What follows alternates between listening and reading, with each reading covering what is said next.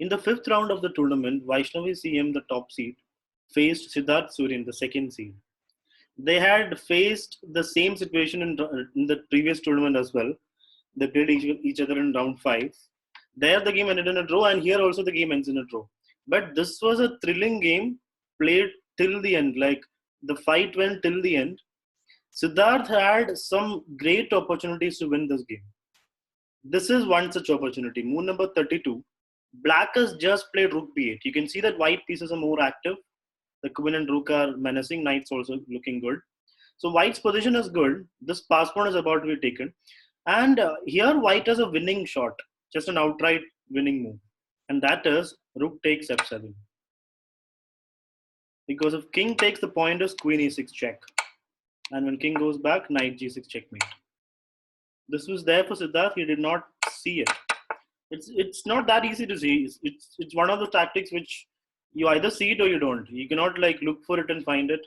Sometimes you see it, sometimes you don't. So this is a rook sacrifice. So it's a little hard to see. But once you see it, you will know that queen e6 and then knight is checkmate. He misses that. He plays queen c4, which turns out to be okay. But the advantage is still there for white. Let me just quickly show you how we reached this position. Now from here, the game becomes more thrilling. Like Sidharth misses one more win in the next few moves. But before I take you there, let me just quickly show you how they reached this position, because the position looks a little weird, right? Black is pass pawn, white material is equal basically. E4, E5, knight F3, knight C6, bishop C4, and H6. Vaishnavi plays the anti-fried liver opening, not the Kiko piano, D3, and now it's transposed to Kiko piano. So things happen very slowly in this line of Kiko piano. Knight D4. Now the pawn structure changes. One B4 is a nice idea by Sidharth. He's playing on the queen side now. As you can see, after rook b3, queen a4, black is attacking this pawn. Now, standard players would play what? Like they'll play something like rook a1 or rook b1, right? See what Sidharth played. Sorry, after pawn takes, Sidharth played queen c1, allowing queen takes pawn. So do you see what he is planning? If black takes queen takes pawn, then black is blundered because rook a3 just traps the queen. It looks like there's a lot of squares, but all these squares are taken. The square is taken by the knight. So what you can see from this particular move, queen c1, is good players will, normal players will defend this pawn or move it. They'll stop this threat. Good players will do something better. They'll go one step ahead and they'll play it further up. Like queen c1, they are allowing queen takes pawn, but then black cannot take it. So instead of just passively defending, you are making a trap. You're making a threat. So Vaishnavi goes back with her queen, rook a3, queen goes back, queen b2. You can see that Sidharth is now playing on the queen side, and Vaishnavi is trying to make something happen on the king side.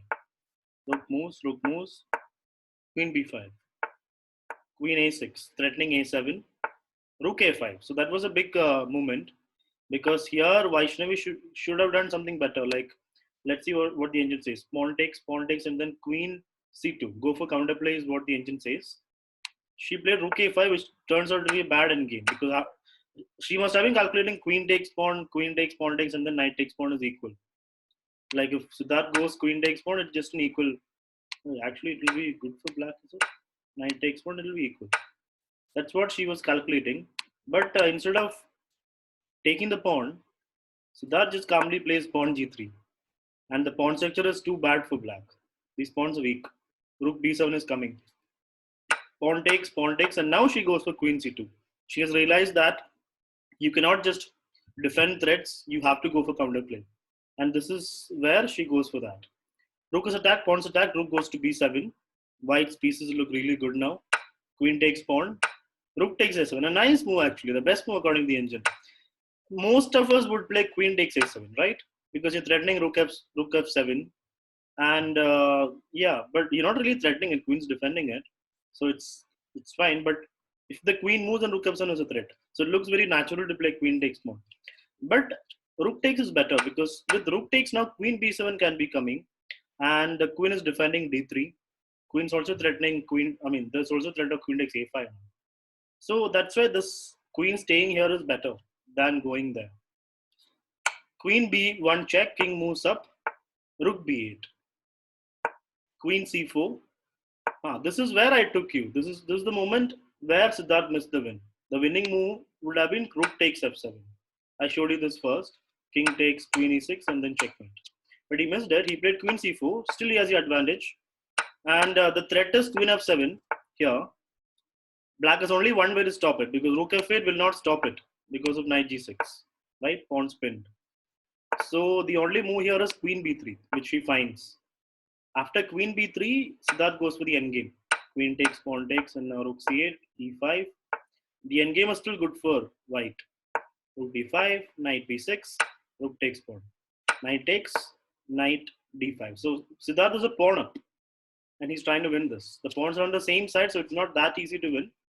But his pieces look very good. f4.